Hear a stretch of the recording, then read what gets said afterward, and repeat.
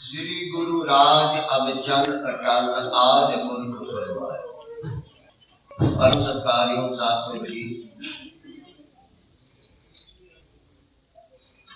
सतगुरु नानक देव सच्चे पातशाह जी के प्रकाश पुरब से मैं आप जी को कुछ बेनतियां करने वास्ते प्रस्तुत होया। मेरियां बेनतियां आम कीतियां गईयां गल्लां नालों वखरियां ने। आप जी को जे मेरी कोई बेनती चंगी लगे वो आप जी मान लो, जे मेरी गल गलत होवे मैनू समझा दो, मैं हाथ जोड़ के मानता। श्री गुरु राज अब चल अटल आज गुरु फरमाया। ये तो गुरबाणी विचों शब्द आप जी ने सुनिया। ये अनुसार सतगुरु नानक देव सच्चे पातशाह जी दलों वास्ते मैं सिख पंथ वास्ते आप जी को बेनती कर लगा। जो मेरे मन दे विच इच्छा आई है वो आप जी सामने प्रस्तुत है। मेरी इच्छा ये है सतगुरु नानक देव सच्चे पातशाह जी का उच्चा सच्चा सिख पंथ सारे संसार में फैलना चाहिए अते सारा संसार सतगुरु नानक देव सच्चे पातशाह जी को श्रद्धा नाल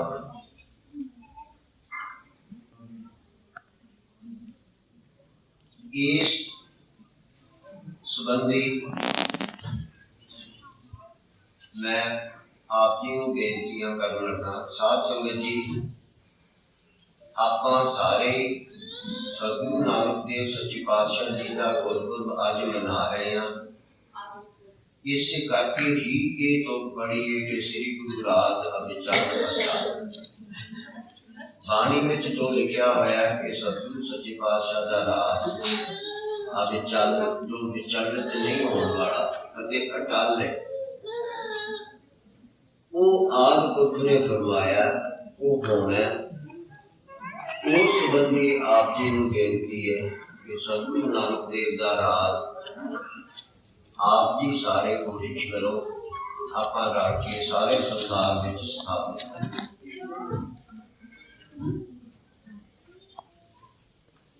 सतगुरु नानक देव सच्चे पातशाह जी के पंथ विच अज आप वखरे वखरे थां से वंडे गए। वंडे इस करके गए हैं कि जो कुछ गुरबाणी में लिखा है आप मनिया नहीं। असी आए गुरुद्वारे आके कथा कीर्तन कीता सुनिया वधिया लंगर छकिया मत्था टेकिया चले। असी समझ लिया इसे नाल ही भला होएगा, इसी तरह ही सारा कुछ। गुरबाणी में जो लिखा है मेरे विचार अनुसार उसे हर चीज का इको ही गल ते जोर दिता गया है कि सिक्ख्या सुननी उस तो बाद मननी, मन्ने तो बिना गल नहीं करनी।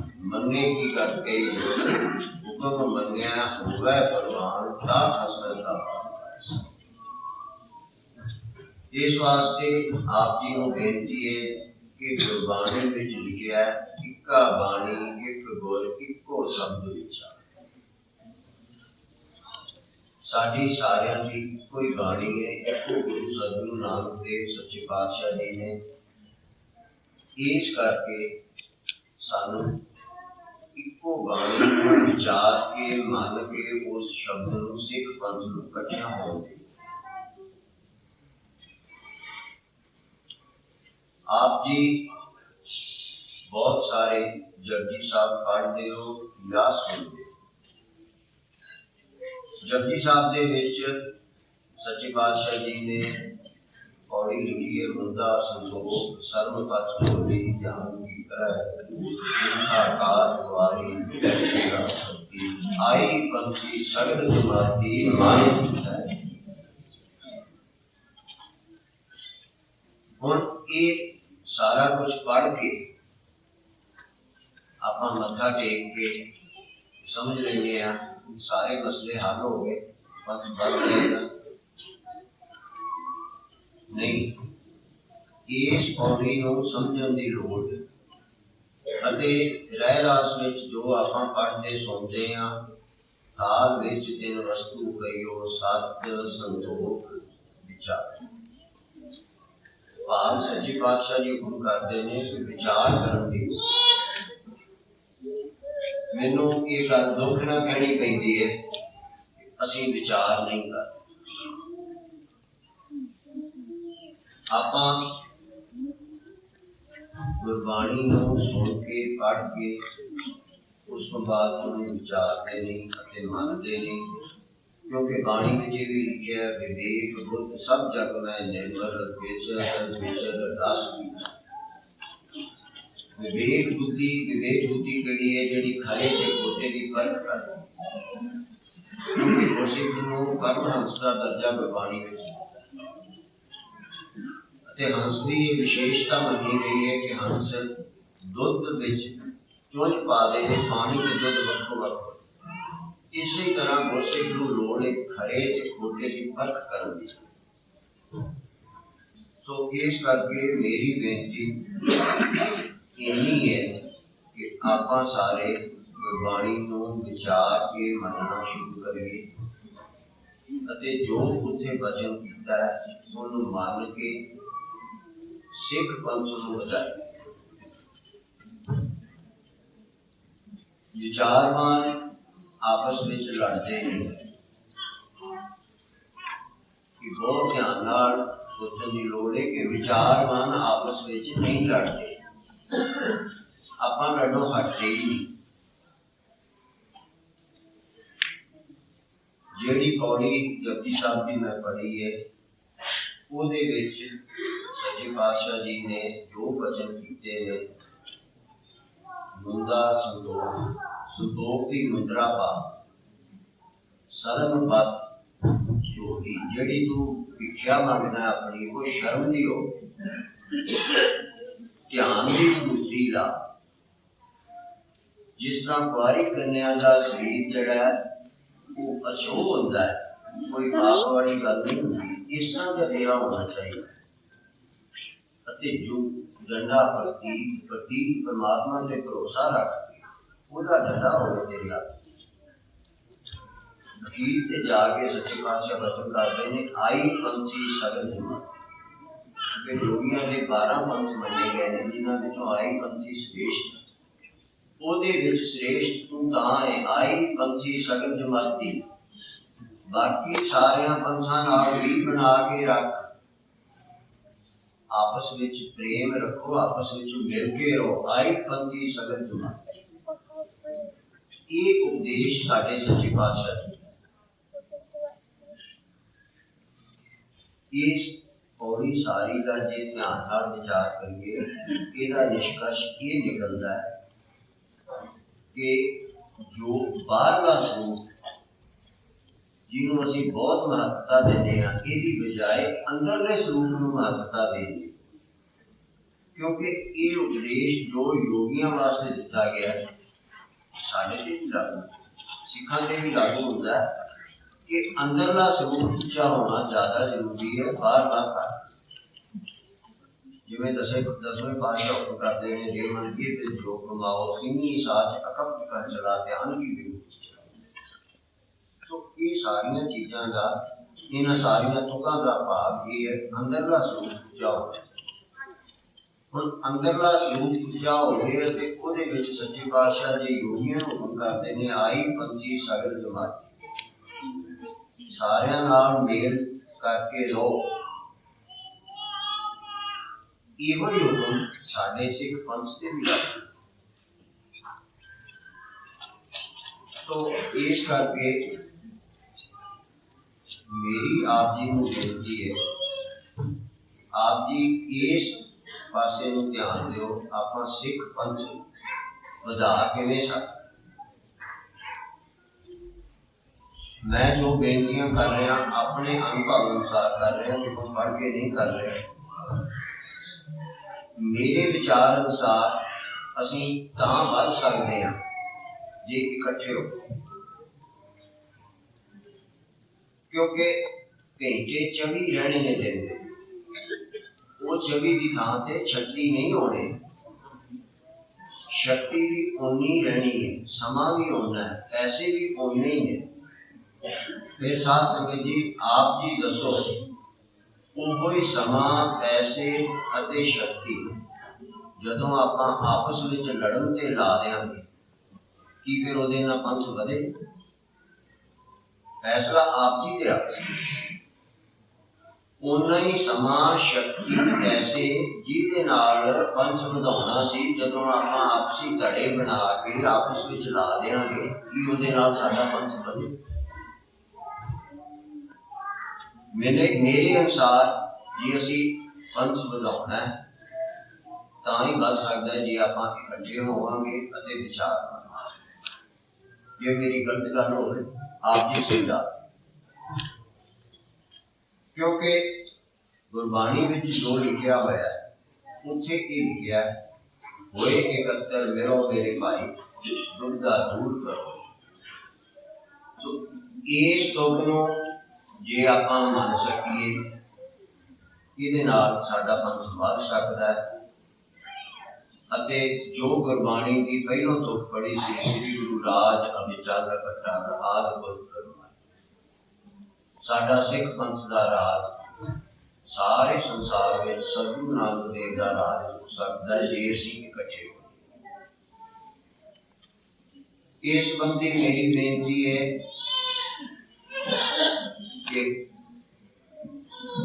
अज अपने पंथ दे सारे थावां ते जे आप जी ध्यान नाल देखो, किन्नियां ही लड़ाइयां चल रही, किन्ने ही धड़े बन गए ने, किन्ने ही अकाली दल बन गए, जबकि अकाली शब्द का अर्थ है अकाल दा। एक अकाल का इको ही पंथ, इको ही अकाली दल होना चाहिए। तो साढ़े किन्ने ही दल बन गए ने। अते दुख की गल है साध संगत जी, आपां सारे वक्खो वखरे शहरां विच, अमरीका, कनेडा, इंग्लैंड विच भी, भारत विच भी गुरुद्वारियां पिछे गुरुद्वारियां की माया ला के आपां आपस विच लड़दे। मेरे विचार अनुसार ये माया कित्थों आई? ये माया साध संगत की माया, जिहड़ी खून पसीने की कमाई साध संगत ने लिया के धर्म स्थान से भेजा की। भावें वो गुरुद्वारा किसी साधु महात्मा ने बनाया, किसी सोसाइटी ने बनाया, किसी भी तरह को है, तो सारे सिख ही है। उत्थे जो भेटा आती है वो साध संगत के खून पसीने की कमाई है।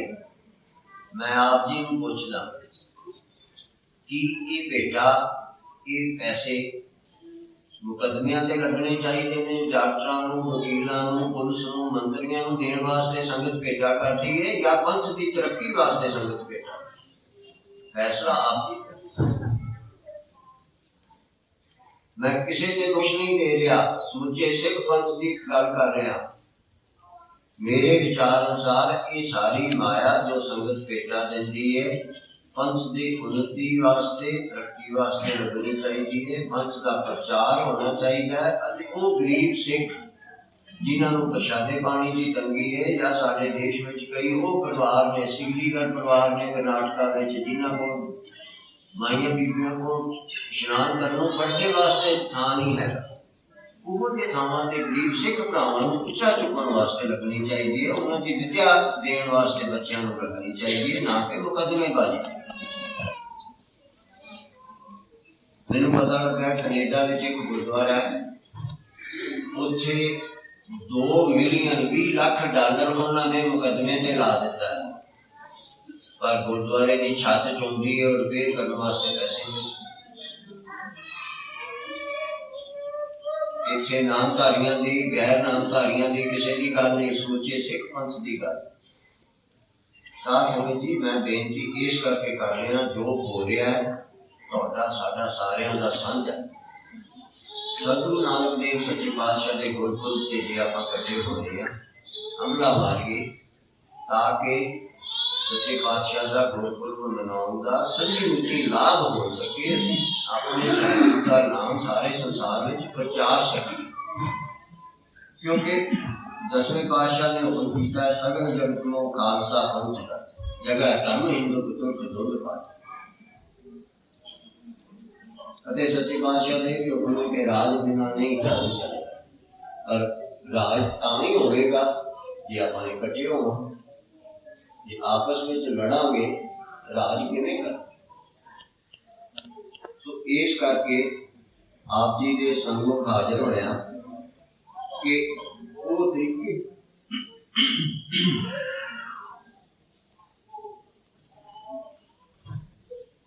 ਉਹ ਤਰੀਕੇ ਬਣਾਈਏ ਜਿਹਦੇ ਨਾਲ ਸਿੱਖ ਪੰਥ ਵਧੇ। ਪੰਥ ਤਾਂ ਵਧੇਗਾ ਜੇ ਸਿੱਖਾਂ ਦਾ ਰਾਜ।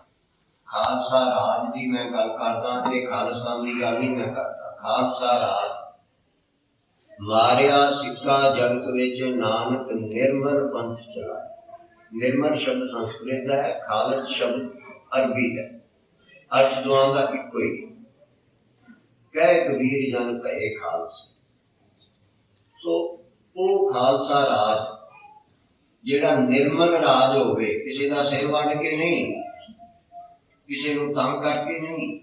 ਜਿਸ ਤਰ੍ਹਾਂ ਸਤਿਗੁਰੂ ਅਮਰਦਾਸ ਸੱਚੇ ਪਾਤਸ਼ਾਹ ਜੀ ਆਪਣੇ ਭਤੀਜੇ ਨੂੰ ਸ਼ਕਤੀਆਂ ਦੇ ਕੇ ਭੇਜਿਆ ਸੀ, ਉਹਨੇ ਜਾ ਕੇ ਪ੍ਰਚਾਰ ਕਰਕੇ ਮੰਡੀ ਦੇ ਰਾਜੇ ਨੂੰ ਸਿੱਖ ਬਣਾਇਆ ਸੀ। ਜਦੋਂ ਰਾਜਾ ਸਿੱਖ ਬਣ ਜਾਂਦਾ, ਪ੍ਰਜਾ ਆਪੇ ਹੀ ਬਣਦੀ। ਇਸੇ ਤਰ੍ਹਾਂ ਆਪਾਂ ਨੂੰ ਵੀ ਪ੍ਰਚਾਰ ਕਰਨ ਦੀ ਲੋੜ ਹੈ ਆਪਣੇ ਪੰਥ ਦਾ, ਜਿਸ ਤਰ੍ਹਾਂ ਈਸਾਈ ਭਰਾਵਾਂ ਨੇ ਕੀਤਾ। ਈਸਾਈਆਂ ਨੇ ਹਿੰਦੁਸਤਾਨ ਵਿੱਚ ਜਾ ਕੇ ਸਾਰਾ ਨਾਗਾਲੈਂਡ ਈਸਾਈ ਕਰ ਦਿੱਤਾ। ਜਿੱਥੇ ਜਿੱਥੇ ਵੀ ਗਰੀਬ ਸਿੱਖ ਸਨ, ਉੜੀਸਾ ਆਦਿ ਵਿੱਚ ਗਰੀਬ ਸਿੱਖ ਨਹੀਂ, ਜਿੱਥੇ ਜਿੱਥੇ ਕੋਈ ਗਰੀਬ ਸਨ ਚਾਹੇ, ਉਹਨਾਂ ਨੂੰ ਨੇੜੇ ਲਾਇਆ। ਉੱਥੇ ਸਕੂਲ ਬਣਾਏ ਨੇ, ਉੱਥੇ ਜਾ ਕੇ ਹਸਪਤਾਲ ਬਣਾਏ ਨੇ, ਉੱਥੇ ਹਜ਼ਰਤ ਈਸਾ ਦਾ ਪ੍ਰਚਾਰ ਕੀਤਾ। ਉੱਥੇ ਜਾ ਕੇ ਉਹਨਾਂ ਨੇ ਈਸਾਈ ਆਪਣਾ ਪੰਥ ਫੈਲਾ ਦਿੱਤਾ। ਇਸੇ ਤਰ੍ਹਾਂ ਈਸਾਈਆਂ ਨੇ ਥਾਈਲੈਂਡ ਵਿੱਚ ਜਾ ਕੇ ਉੱਥੋਂ ਦਾ ਉੱਤਰੀ ਥਾਈਲੈਂਡ ਜਿਹੜਾ ਉਹ ਸਾਰਾ ਈਸਾਈ ਕਰ। ਜਿੱਥੇ ਕਿ ਕੋਈ ਕਾਰ ਦਾ ਜਾਣ ਦਾ ਸਾਧਨ ਨਹੀਂ, ਉੱਥੇ ਜਾ ਕੇ ਈਸਾਈਆਂ ਨੇ ਪ੍ਰਚਾਰ ਕੀਤਾ। ਆਪਾਂ ਕੀ ਕੀਤਾ? ਪੰਜਾਬ ਦੇ ਵਿੱਚ ਇਸ ਵੇਲੇ ਈਸਾਈ ਪੰਥ ਗੁਰਦਾਸਪੁਰ, ਹੁਸ਼ਿਆਰਪੁਰ, ਅੰਮ੍ਰਿਤਸਰ ਆਦਿ 4 ਜ਼ਿਲ੍ਹਿਆਂ ਦੇ ਵਿੱਚ ਜਿੱਥੇ ਜਿੱਥੇ ਵੀ ਗਰੀਬ ਨੇ ਜ਼ਿਆਦਾ, ਉੱਥੇ ਸਾਰੇ ਪਾਸੇ ਈਸਾਈਆਂ ਨੇ ਆਪਣਾ ਈਸਾਈਅਤ ਫੈਲਾ ਦਿੱਤੀ ਹੈ। ਉੱਥੇ ਜੋ ਬੋਲੇ ਸੋ ਨੇ ਹਾਲ ਨਹੀਂ ਸਾਡਾ ਬੋਲਦਾ, ਉੱਥੇ ਹਜ਼ਰਤ ਈਸਾ ਦਾ ਜੈਕਾਰਾ। ਆਪਾਂ ਕੀ ਕੀਤਾ? ਮੈਂ ਤੁਹਾਡੇ ਤੇ ਦੋਸ਼ ਨਹੀਂ ਦੇ ਰਿਹਾ, ਮੈਂ ਪਿੱਛੇ ਸਾਨੂੰ ਵੀ ਲੋੜ ਹੈ ਕਰਨ ਦੀ। ਅਸੀਂ ਇੰਗਲੈਂਡ ਵਿੱਚ 300 ਗੁਰਦੁਆਰਾ ਬਣਾਇਆ, ਪਰ ਅਸੀਂ 300 ਗੋਰੇ ਨੂੰ ਸਿੱਖ ਨਹੀਂ ਬਣਾਇਆ। ਸਾਨੂੰ ਵਿਚਾਰਵਾਨ ਬਣਨ ਦੀ ਲੋੜ ਹੈ ਤਾਂ ਕਿ ਸਾਡਾ ਪੰਥ ਸਤਿਗੁਰੂ ਨਾਨਕ ਦੇਵ ਦਾ ਉੱਚਾ ਸੁੱਚਾ ਸਿੱਖ ਪੰਥ ਸਾਰੇ ਸੰਸਾਰ ਵਿੱਚ ਫੈਲ ਸਕੇ। ਅਸੀਂ ਆਪਣੀ ਸੋਚ ਵਿਸ਼ਾਲ ਕਰੀਏ, ਸੰਕੀਰਣ ਨਾ ਕਰੀਏ, ਬਾਹਰਲੇ ਸਰੂਪ ਦੀ ਬਜਾਏ ਅੰਦਰਲੇ ਸਰੂਪ ਵੱਲ ਜ਼ਿਆਦਾ ਧਿਆਨ ਕਰੀਏ। ਜੋ ਗੁਰਬਾਣੀ ਵਿੱਚ ਲਿਖਿਆ ਹੈ ਉਸ ਚੀਜ਼ ਨੂੰ ਮੰਨ ਕੇ ਅਸੀਂ ਆਪਣਾ ਪੰਥ ਵਧਾਈਏ। ਜਿਵੇਂ ਪ੍ਰਚਾਰ ਕਰਕੇ ਉਹਨਾਂ ਨੇ ਕੀਤਾ। ਮੋਦੀਆਂ ਨੇ ਜਦੋਂ ਸਮਰਾਟ ਅਸ਼ੋਕ ਬਣੇ ਸਨ, ਉਹਨਾਂ ਨੇ ਸਾਰੇ ਸੰਸਾਰ ਵਿੱਚ ਬੁੱਧ ਪੰਥ ਫੈਲਾ ਦਿੱਤਾ ਸੀ। ਅੱਜ ਸਾਡੇ ਪੰਥ ਵਿੱਚ, ਸਿੱਖ ਪੰਥ ਵਿੱਚ ਪਤਾ ਨਹੀਂ ਕਿੰਨੇ ਹੀ ਸਮਰਾਟ ਅਸ਼ੋਕ ਵਰਗੇ ਧਨਾੜ ਨੇ, ਕਿੰਨੇ ਹੀ ਸਮਰਾਟ ਅਸ਼ੋਕ ਵਰਗੇ ਧਨਾੜ ਨੇ। ਕੀ ਉਹ ਆਪਣੇ ਪੰਥ ਦਾ ਪ੍ਰਚਾਰ ਨਹੀਂ ਕਰਵਾ ਸਕਦੇ? ਕਰਵਾ ਸਕਦੇ, ਪਰ ਆਪਣਾ ਧਿਆਨ ਹੋਵੇ ਕਿੱਧਰ ਤਾਂ। ਖਾਲਸਾ ਜੀ 2 ਮਿੰਟਾਂ ਵਿੱਚ ਸਮਾਪਤ ਕਰ ਰਹੇ ਹਾਂ। ਆਪ ਜੀ ਨੂੰ ਪਤਾ ਹੋਏਗਾ ਕਿ ਸਾਹਿਬ 6ਵੇਂ ਪਾਤਸ਼ਾਹ ਨੇ ਅਕਾਲ ਤਖਤ ਸਾਹਿਬ ਸਥਾਪਿਤ ਕੀਤਾ। ਉੱਥੇ ਬਾਬਾ ਮਿਹਰਬਾਨ ਜੀ ਨਾਲ, ਸੱਚੇ ਪਾਤਸ਼ਾਹ ਜੀ ਦੇ ਨਾਲ ਉਹਨਾਂ ਨੇ ਈਰਖਾ ਕੀਤੀ, ਭਰਾਵਾਂ ਦੀ ਲੜਾਈ ਹੋਈ। ਉਸ ਸਮੇਂ ਸਾਡਾ ਸਿੱਖ ਪੰਥ ਦਾ ਰਾਜ ਉੱਥੇ ਸਥਾਪਿਤ ਹੋ ਸਕਦਾ ਸੀ ਜੇ ਉਦੋਂ ਲੜਾਈ ਨਾ ਉਹਦੇ ਕਰਕੇ ਸਰਕਾਰ ਨੇ ਸਾਥ ਦਿੱਤਾ, ਸੱਚੇ ਪਾਤਸ਼ਾਹ ਨੂੰ ਉੱਥੋਂ ਜਾਣਾ ਪਿਆ ਦੇ ਕਰਕੇ। ਉਸ ਤੋਂ ਬਾਅਦ ਕਿਸੇ ਪਾਤਸ਼ਾਹੀ ਨੇ ਉੱਥੇ ਦਰਸ਼ਨ ਨਹੀਂ। ਫਿਰ ਅੱਗੇ ਆ ਜਾਓ ਸੰਖੇਪ ਵਿੱਚ, ਬਾਬੇ ਬੰਦਰ ਬਹਾਦਰ ਵੇਲੇ ਸਾਡਾ ਸਿੱਖ ਰਾਜ ਉਹ ਪਿਸ਼ੌਰ ਤੱਕ ਮਹਾਂ ਪੰਜਾਬ ਵਿੱਚ ਹੋ ਸਕਦਾ ਸੀ ਜੇ ਆਪਾਂ ਬੰਦੇ ਬਹਾਦਰ ਨੂੰ ਨਾ ਮਰਵਾਇਆ। ਕਿਉਂਕਿ ਜੇ ਸਿੱਖ ਸਿੱਖ ਨੂੰ ਨਾ ਮਾਰੇ ਤਾਂ ਕੌਣ ਕਰੇਗਾ? ਸਿੱਖਾਂ ਨੂੰ ਹੋਰ ਨਹੀਂ ਕੋਈ ਹਰਾ ਸਕਦਾ। ਫਿਰ ਮਹਾਰਾਜਾ ਰਣਜੀਤ ਸਿੰਘ ਤੋਂ ਬਾਅਦ ਹੋਇਆ, ਫਿਰ ਉਸ ਤੋਂ ਬਾਅਦ ਕਈ ਕੁਛ ਹੋ ਚੁੱਕਿਆ, ਕਿਉਂਕਿ ਆਪਾਂ ਆਪਸ ਵਿੱਚ ਵਿਚਾਰਵਾਨ ਨਹੀਂ ਬਣਦੇ, ਗੁਰਬਾਣੀ ਨੂੰ ਮੰਨਦੇ ਨਹੀਂ ਤੇ ਰੱਖਦੇ ਨਹੀਂ। ਇਸ ਕਰਕੇ ਪੰਥ ਦਾ ਨੁਕਸਾਨ ਹੋਇਆ। ਨਹੀਂ ਤਾਂ ਇਹ ਦੱਸੋ, ਜੇ ਆਪਾਂ 18,000 ਕੁੜੀ ਜਿਹੜੀ ਮੁਸਲਮਾਨ ਚੁੱਕ ਕੇ ਲਿਜਾ ਰਹੇ ਸੀ ਉਹ ਛੁਡਾ ਸਕਦੇ ਹਾਂ, ਉਹਨਾਂ ਦੇ ਘਰੇ ਪਹੁੰਚਾ ਸਕਦੇ ਹਾਂ, ਕੀ ਆਪਾਂ ਆਪਣਾ ਪੰਥ ਨਹੀਂ ਵਧਾ ਸਕਦੇ?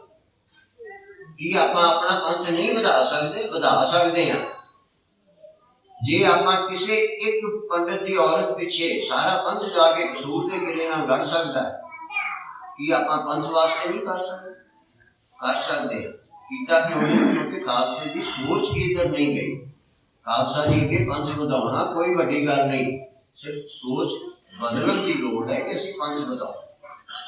ਸੋ ਮੇਰੀ ਬੇਨਤੀ ਪ੍ਰਵਾਨ ਕਰੋ, ਪੰਥ ਵਧਾਉਣ ਵਾਲੀ ਸੋਚ ਬਣਾਈਏ, ਆਪਸ ਵਿੱਚ ਰਲ ਕੇ ਰਹਿਣ ਵਾਲੀ ਸੋਚ ਬਣਾਈਏ, ਤਾਂ ਕਿ ਸਤਿਗੁਰੂ ਨਾਨਕ ਦੇਵ ਸੱਚੇ ਪਾਤਸ਼ਾਹ ਦਾ ਪੰਥ ਸਾਰੇ ਫੈਲ ਸਕੇ। ਜੋ ਸਾਡੇ ਵੱਖੋ ਵੱਖਰੇ ਛੋਟੀ ਛੋਟੀਆਂ ਸੰਪਰਦਾਵਾਂ ਜਾਂ ਕੋਈ ਡੇਰਿਆਂ ਵਾਲੇ ਸੰਤਾਂ ਮਹਾਤਮਾ ਦੇ ਜੋ ਵੀ ਆਪਸ ਵਿੱਚ ਕੋਈ ਵਿਤਕਰੇ ਨੇ, ਉਹਨਾਂ ਨੂੰ ਘਟਾਉਣ ਦੀ ਕੋਸ਼ਿਸ਼ ਕਰੀਏ ਤੇ ਕੁਝ ਚੀਜ਼ਾਂ ਨੂੰ ਆਪਾਂ ਛੱਡ ਲਈਏ, ਇਕੱਠੇ ਹੋ ਕੇ ਰਲ ਕੇ ਬਈਏ,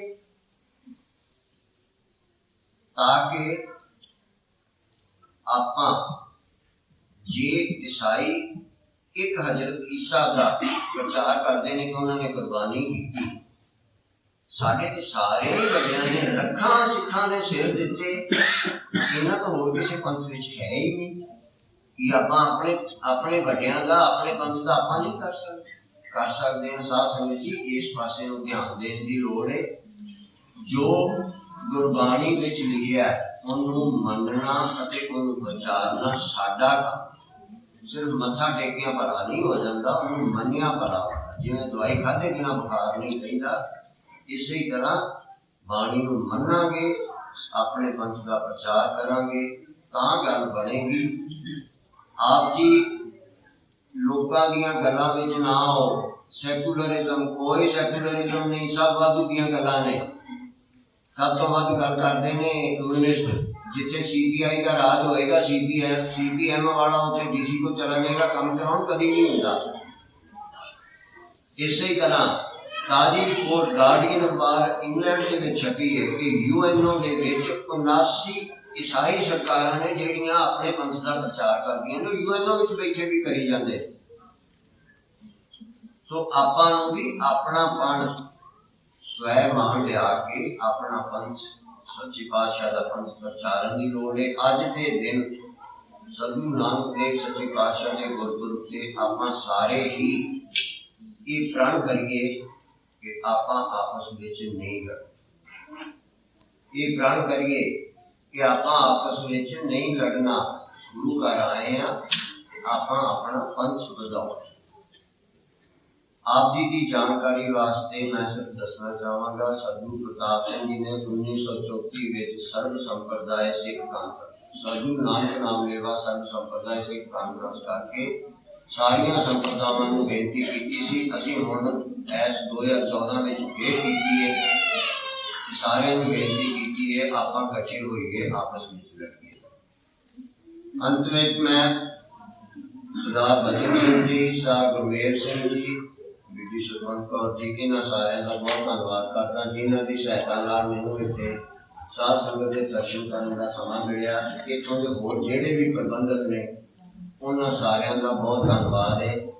ਅਖੀਰ ਤੇ ਆਪ ਜੀ ਨੂੰ ਬੇਨਤੀ ਹੈ, ਮੇਰੀਆਂ ਗੱਲਾਂ ਚੋਂ ਜੋ ਗੱਲ ਗਲਤ ਹੋਵੇ ਮੈਨੂੰ ਸਮਝਾ ਦਿਓ, ਹੱਥ ਜੋੜ ਕੇ ਪ੍ਰਵਾਨ ਕਰਾਂਗਾ। ਜੇ ਮੇਰੀ ਚੰਗੀ ਹੋਵੇ ਤੇ ਉਹ ਸਤਿਗੁਰੂ ਨਾਨਕ ਦੇਵ ਦੀ ਗੱਲ ਹੈ, ਗਲਤੀਆਂ ਮੇਰੀਆਂ ਨੇ। ਸਤਿਗੁਰੂ ਨਾਨਕ ਦੇਵ ਦਾ ਪੰਥ ਵਧਣਾ ਚਾਹੀਦਾ, ਉਹਨਾਂ ਦਾ ਮੰਨ ਕੇ ਆਪਣਾ ਪੰਥ ਜਾਓ। ਇਹਨਾਂ ਸ਼ਬਦਾਂ ਨਾਲ ਹੀ ਮੈਂ ਸਮਾਪਤ ਕਰਦਾ ਜੀ।